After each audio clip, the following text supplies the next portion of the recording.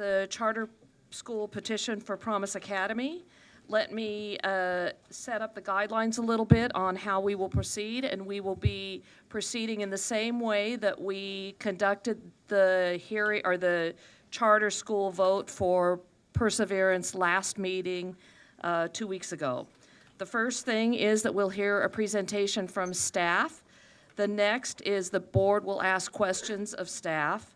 Then we will entertain public comments, and then we'll have a discussion and the vote. Thank you, Board President So, Foley. Mr. McMahon, thank So you. I want to start with some background information. San Jose Unified has 3,000 employees, and we're really proud to serve our 30,000 students and families in one of the most diverse school districts in the county. And we take a lot of pride in being public servants. It's very challenging work. There's a lot to do.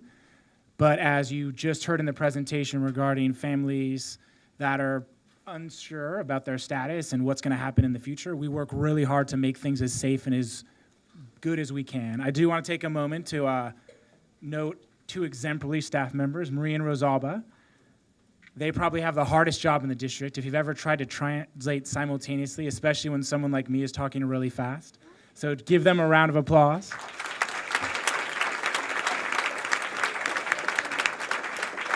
They put in a lot of hours to provide simultaneous translations at meetings like this.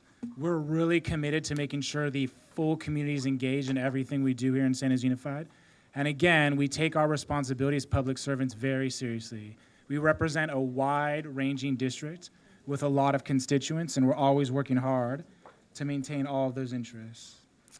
So there's been a lot of information that's been circulating out over the last few weeks. Definitely want to address some of the key points. The San Jose Unified School District, in its role as public servants, is not making things up, nor inventing new processes. So there's been some questions regarding if a teacher is currently employed at a school, can they petition to open up the same school? And if you go into charter law, it clearly states in section 47601D that the intent of the legislature was to open up new professional opportunities for teachers. So one of the things that's been out there is when a teacher signs a petition, what does that mean? We went to the legislative intent, and it clearly specifies new opportunities. So if you're currently employed at the same school to open up a second one, we're going back to the legislative intent. There's also been questions regarding credentialing. Again, explicitly stated in the law, teachers in all charter schools must hold the same credentialing certification as you would in the regular school system. So in San Jose, we have a large percentage of English language learners. All of our teachers hold an EL authorization. So when we're checking for teacher signatures, we're checking for that same level of credentialing. Again, the district's not inventing this. This has been in the education code since 1992. If you are teaching students that are English language learners, you're held to the same threshold whether you're a charter school teacher or whether you're a public school teacher. So these are facts that you can verify on Google. The third one is a reflection of California state law. It is the San Jose Unified Administrative Regulation. Administrative regulation is a locally adopted kind of playbook for staff to follow. So there's been some questions about the process San Jose Unified has done. Again, San Jose Unified staff, in its role as public servants, is following explicitly the administrative regulation, which states to be considered by the governing board. So the key word there is consideration. A charter school petition must be signed. There's two options, teachers or students. In this case, we have the parents of the students. At least one half of the students that will be estimated to enroll in the first year of operation. This is nothing new. This administrative regulation can be searched for. It's a public document, and it existed the entire time. So again, when there's claims of we're inventing something new, all three of these instances have existed for years. I know that there are more laws than people can read, but they are out there. And we are, as public servants, following those laws. When Promise submitted its petition, they included intent to enroll forms. And the title at the top of the form says, intent to enroll fall 2018-2019 school year. The forms were distributed in English and Spanish. The parents provided demographic information, and they provided the current school and the current grade of the student. Right above signing the form, there's a statement that says, the district may contact me directly to verify my responses. So when the district received the form signed by parents saying the district will contact me directly to verify, we did that. So again, we weren't inventing something, we were following what was explicitly signed by the parents on the form. We talked to Anthony about our process. We let him know we were going to be validating the calls. After that conversation, Anthony emailed the superintendent, me, and all 5 trustees, and thanked us for walking through the validation process and appreciated our extension of saying the calls could be observed. So that email is also a public record. It's April 25th, 2017. We discussed the process in advance. Everyone knew the calls were going to be made. We were very transparent in what we would be saying in those calls, that we'd be verifying the information submitted. Anthony confirmed that that conversation took place and thanked us for allowing people to observe the calls. On May 1st, so that email was Tuesday, on the following Monday, we started the calls. We had a script that was the same for every single call. Basically, the script said, we're calling from San Jose Unified, want to confirm the information you provided on the intent to enroll form, as the parents signed to. When we made the initial call, we based it on the forms we received. If the form was submitted in English, we called in English.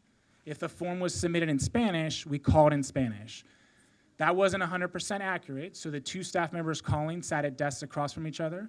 If a parent requested that the call be in another language, we switched it. So we had to use our best information available when initiating the calls.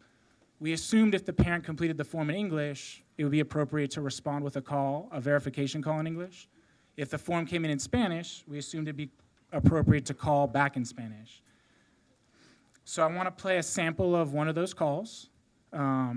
This is a voicemail that was left. You'll hear 3 points in time where there's silence. That's because we muted the student's name to protect the privacy of the students. Every single call used this same script in both English and Spanish. The caller's here, Liliana Martinez, if you want to stand up and let people know there's a face behind the phone calls. She is also a stellar employee who I will vouch for her integrity to the end. There have been a lot of things said about her, and knowing her personally and the work she does, she's a committed member of the San Jose Unified family. She is committed to families, and she did her job to the best of her ability, and you can hear it live. Buenas tardes, les llamo con un mensaje para los padres. Mi nombre es Liliana y estoy hablando del Distrito Escolar de San José para confirmar la matriculación para el año escolar 2018-2019. Por favor, llámenos al teléfono 408-535-6053 para decirnos si quieren que continúe en la escuela Trace para el año escolar 2018-2019 o si quieren matricularla en la escuela Promise Academy para el año escolar 2018-2019. Si no nos contestan antes del miércoles a las 5 de la tarde, asumiremos que se quedará en la misma escuela donde está ahora. Muchas gracias. So Liliana made dozens and dozens of those calls. Slow pace, clear, provided all the factual information, the return number is available. Those were done with a lot of integrity. And again, I'm going to thank Liliana for the hard work. It took many, many hours. Approximately 4 hours of calls just like that were observed by parents. So as we showed in the earlier email, we extended the offer to have the calls observed. 4 different parents came to the district office over the course of 4 hours, sat in front of Liliana, and watched her make the calls. So that was observable, it was transparent. They heard her doing the same thing you just heard live. One thing we also know is that the fact that the calls were occurring was very public. On the day we let Anthony know we were making the calls and they could observe, the Promise website added an urgent message to parents saying you're going to be called, please answer the phone and return the phone call. So there's been a lot of information out there that no one knew this call was happening. It was publicly posted on the website that the calls were going to be happening, and there were instructions to make sure that when you receive the call, to confirm yes to Promise. In addition, text messages were sent out on the form. Parents were allowed to check a box that said, I'd like to receive text updates.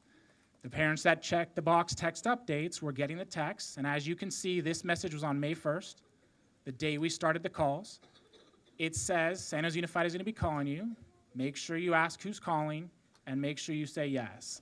So there's been information out there saying no one knew these calls were coming, parents were surprised. You've heard the call Liliana made. There was a lot of transparency that the calls were coming. The information we feel very strongly about was public and available. And the urgent notice is still on the website if you want to check.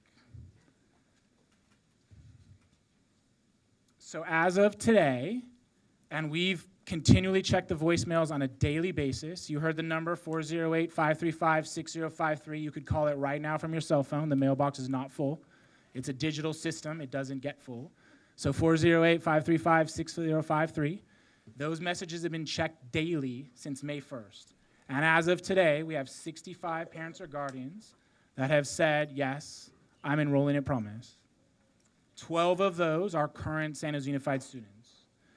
Talked about the legal thresholds at the beginning of the presentation. Promise estimates it will enroll 210 students in the first year. So the threshold is 1/2 or 105. So following this process with a lot of awareness, transparency, openness, observations, the law is 210.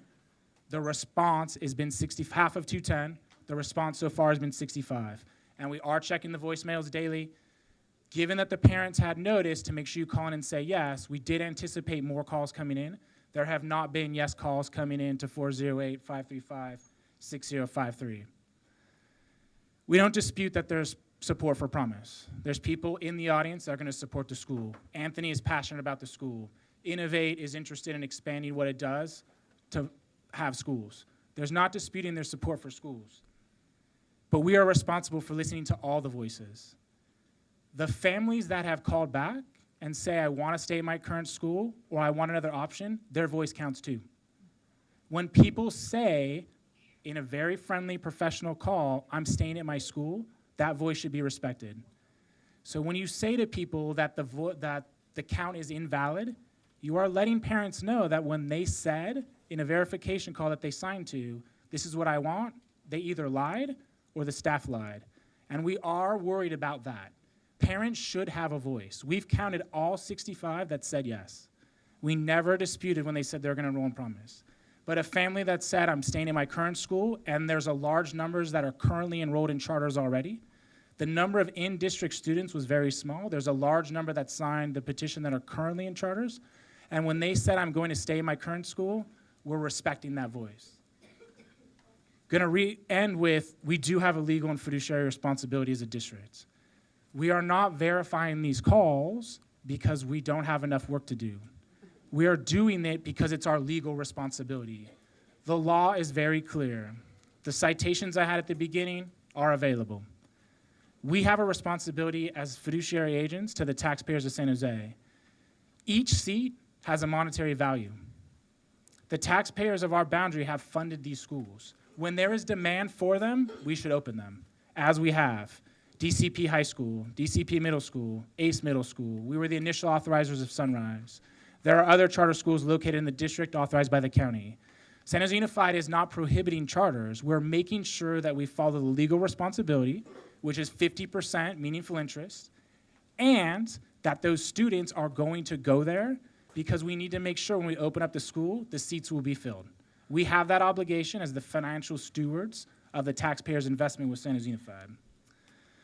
So I definitely wanted to focus on the meaningful interest piece because that has been the major topic of conversation. We're happy to answer any questions the board may have. But in addition to that, there was a full legal review. Legal counsel is here as well to answer any questions the board may have. We had an external review done as well, which we've done over the last couple petitions. And the conclusion has been unanimous among the staff, the legal counsel, and the external review that as the petition was submitted, and that's what we're basing it on, what was submitted to us is what we review.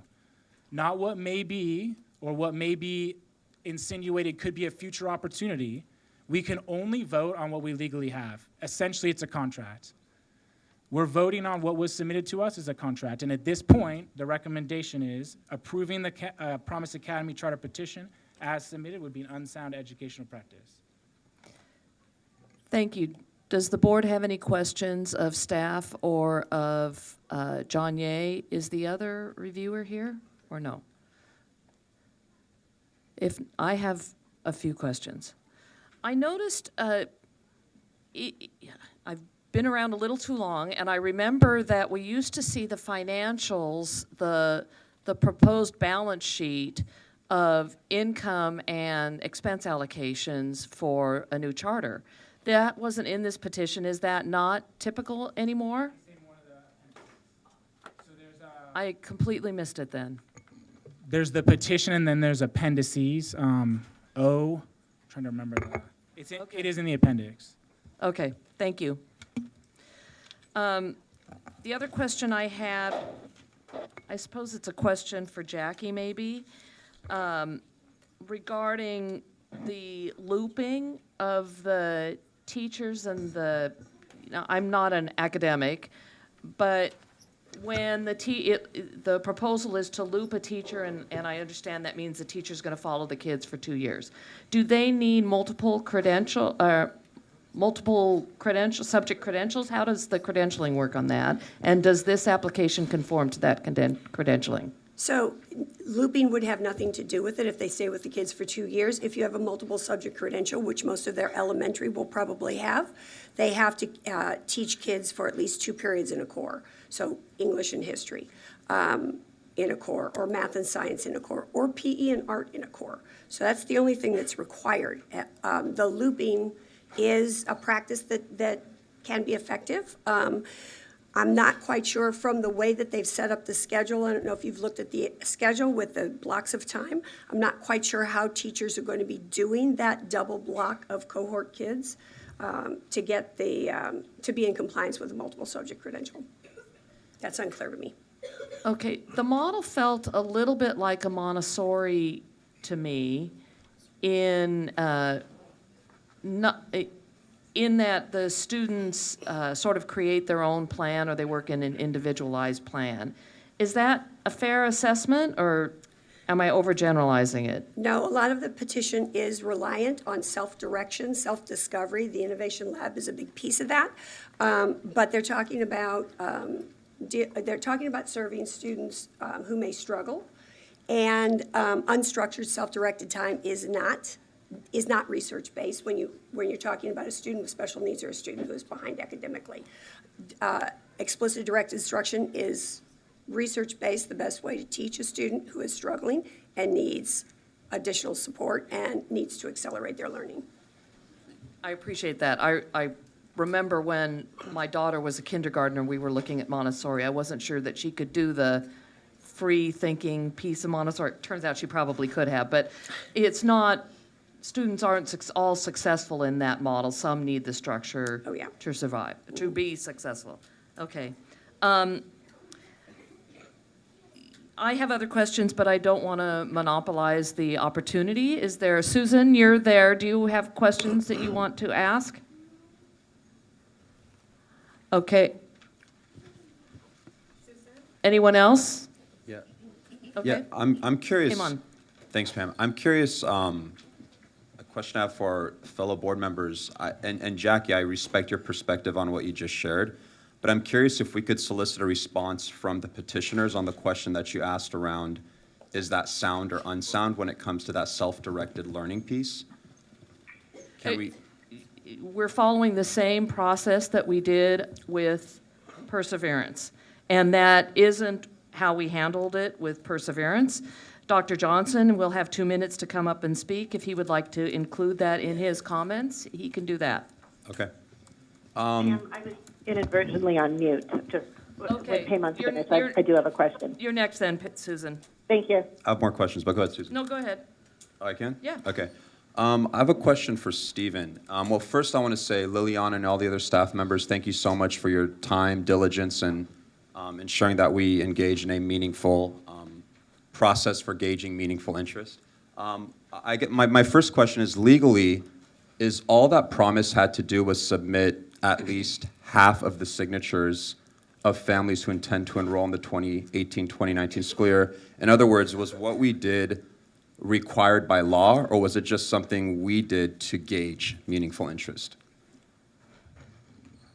So I think, so is there a law that says you should verify the signatures? Not explicitly, but again, the district's fiduciary responsibility played out in the other direction. You receive 200 signatures on a petition, and not a single one of those signatures is of a school-age student. If the district in no way is confirming the signatures, the district could be allocating seats to children that don't exist. So this is a fairly common practice. In Santa Clara County, things have been different for a while now, but in other cases, and John can attest, verification processes have been going on for a long time in school districts. Our board policy clearly says before the board can consider it, we've got to make sure that meaningful interest is there. It happens in other districts. It's happened in county offices throughout the state as charter schools submit petitions, making sure that what's submitted is valid is part of the review process. So when you think of the term petition signature, say by an example, like a referendum, usually that's a general expression of support. But the reason the district conducts these verification calls is that a signature in support of a charter petition to be valid and counted actually must meet legal requirements. So it must meet the threshold of 50%, being greater than 50% of the first year enrollment. And the parent must, or guardian must attest when they're signing that they're meaningfully interested in sending their child to the charter school, which is why the district conducted the survey calls to ensure that they met the statutory requirements. Okay, so then my next question related to that is, it sounds like the major spirit behind these calls were to verify enrollment. And if I'm on the receiving end, if I'm a family, and I happen to be an immigrant family, potentially undocumented, I'm making some assumptions here, but that could be the reality of some of the families that we called. And I'm getting a call from a governmental institution, a public institution that is seeking verification of my child's enrollment in a public institution at a time when we have government leaders that are anti-immigrant, anti-undocumented. I might be scared. And I might respond with, yes, they're staying where they're staying, they're not moving, and no, I don't intend to move them. So my concern is we could have been in situations where families were fearful because they were being interrogated about their son or daughter's enrollment in a school, and that could have interplayed with I do want to be what's... cautious about having staff members accused of interrogating families. I'm not accusing staff, Stephen, let me finish. I'm not accusing staff members of interrogating families. I am speaking to the political sensitivity of our times today. And if Donald Trump was not our president, I would not be raising this. So I actually want to respond to that. So I had an opportunity to observe multiple calls being made. I'm incredibly confident that the staff members that were calling families were all people that have worked with our Latino parents, our DLAC parents, parents that regularly have to be reached out to for a variety of things. And so we were very thoughtful about who would be placing those calls. I think a lot of times, if you don't interface with parents, you don't always pick up on things that may be making them uncomfortable. So we were super thoughtful about how we did that. And I had an opportunity to watch Liliana, Raylene, I know Laura Carrillo made some calls. All these were people that call parents and are very thoughtful about how they engage with parents. At no point did I sense or hear any parent confused, fearful. I think they did a stellar job. And I know we're very sensitive to these issues. That's why we took this immigration resolution so seriously and spent a lot of time listening to the community and engaging with them. Because Latino parents in this district, I believe that we do it right by them. Yeah, and again, I'm not questioning the intent or the professionalism or the ability of our staff. I'm just noting the sensitivities of our political climate. That's all I'm saying. But thank you for sharing that. And then one Other more, questions? yeah, Okay. one more question, Stephen. How many families were we never able to get a hold of, either because they were bad numbers or because we just never got a response from them? So that was in the report that's submitted. John, are you pulling it up? I think we were down to 20.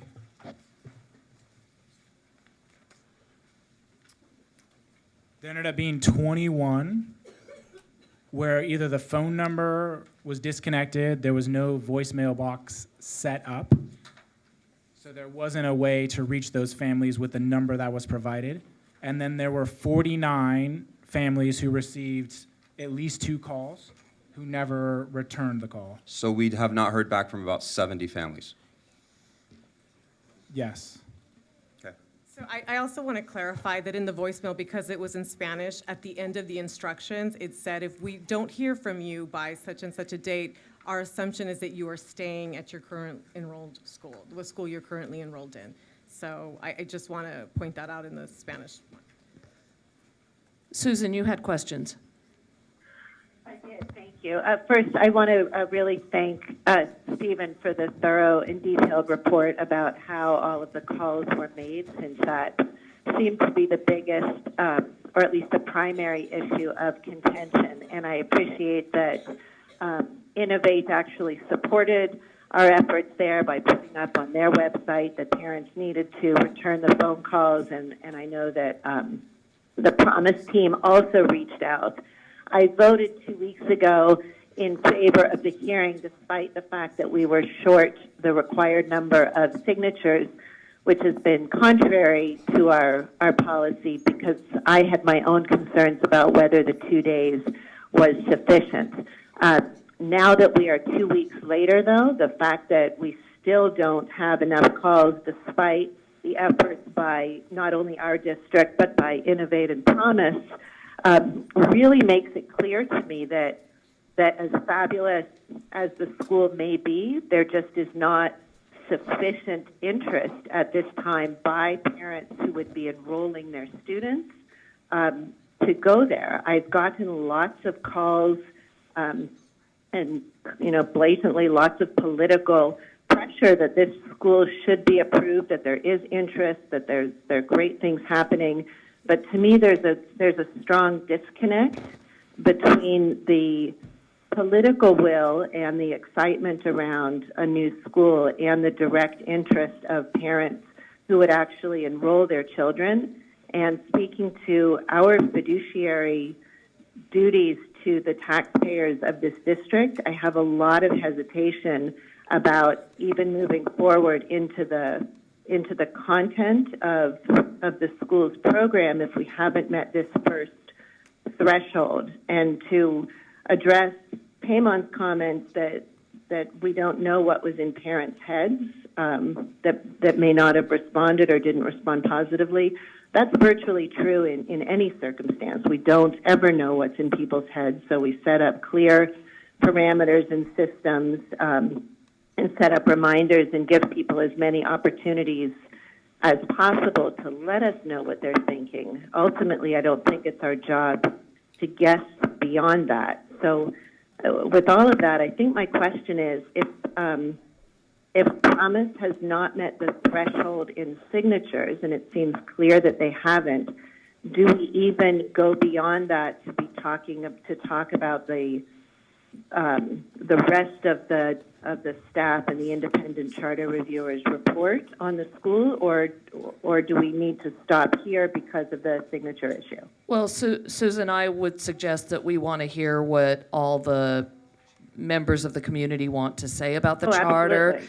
but Without a that we doubt. can, we're going to debate this after we hear from the community anyway, and the meaningful interest will be probably part of the discussion, and your statements were very good. on point. So So then do we want questions then about the content of the proposal as well? we want if you're ready to listen to public comment, then we can move into public comment too. That's fine, because we will have time to ask questions after that as well. Okay, perfect, good, I'm sure I'll Okay. have more, thank you. All right, let me see if Teresa and Kimberly, do you have questions of staff? I do, but could you let him on? He has got a question, he's got his hand up. I just want to give you an Kimberly. opportunity to finish, that's all. Susan, I have a question for you. Do you still stand by what you say, knowing that we have not connected with close to 70 families? Well, if we haven't connected, I do, provided that we have reached out several times to those families, yeah.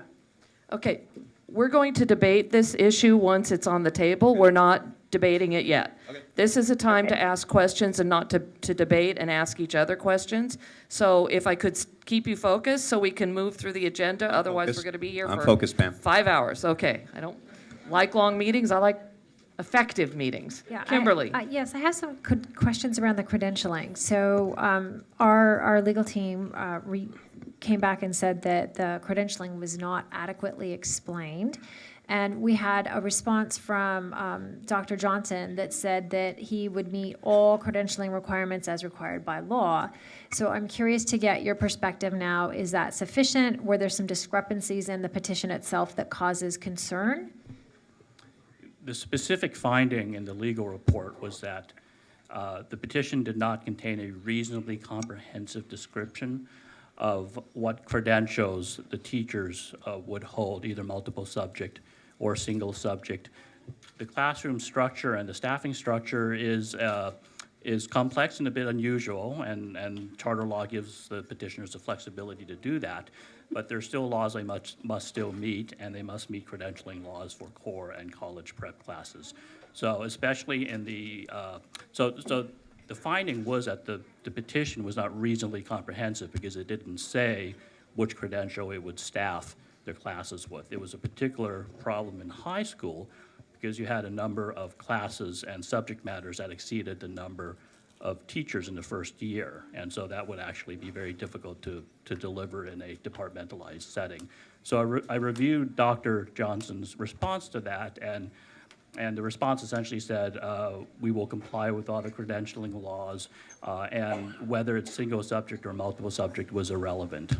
And my evaluation of that response is that response is not responsive because the specific question was that because they were using a non-traditional classroom model, a reasonably comprehensive description would involve a description of how they would meet the credentialing requirements. As Ms. Zeller spoke, for example, would they core classes, or would they departmentalize them, or would they have a self-contained setting? So I reviewed the petitioner's response. I thought it did not meaningfully address the findings in the legal report. Jackie can probably add more to this. Similar to what we experienced at Alex Steinbeck at the middle school grades, when you're staffing a smaller size school, given Common Core standards and the academic rigor, it gets much more challenging to run that with a multiple subject credential. So to offer a host of AP classes, you're going to need single subject teachers to build through that pipeline. And then what John was finding is there's not a sufficient number of single subject teachers to run all the departments. Okay, but again, this was just based on the written word. The statement of all teachers will meet credentialing requirements was not comprehensive enough for you. Correct, because the specific question that the legal report raised was, which one is it, multiple subject, single subject? Since they were proposing a design that was multifaceted and it had kind of broke off into different components, that was the first factor. The second factor was that the school is broad but not deep, in the sense that they're serving the full spectrum of K-12, 35 deep.